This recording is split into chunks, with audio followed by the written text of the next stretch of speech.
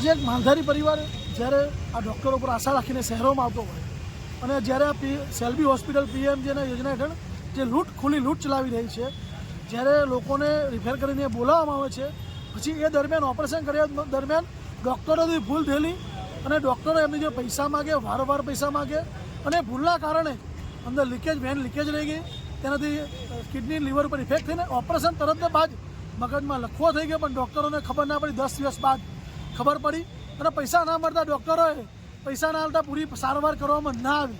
એટલે આ પરિવારે પોતાના સજ્જન ગુમાવે છે. એટલે આ મીડિયાના માધ્યમથી સરકારને પણ કહેવા માગું છું કે આવી હોસ્પિટલોને દંડવી જોઈએ, પીએમજે યોજના હેઠળથી અમને રદ કરવી જોઈએ અને આ પરિવારને ન્યાય મળવો જોઈએ. અને જે પીએમજે યોજના હેઠળ કોઈ જો દર્દી મૃત્યુ પામે છે તો સીધી સહાય એને મળવી જોઈએ, અમારી માગણી છે.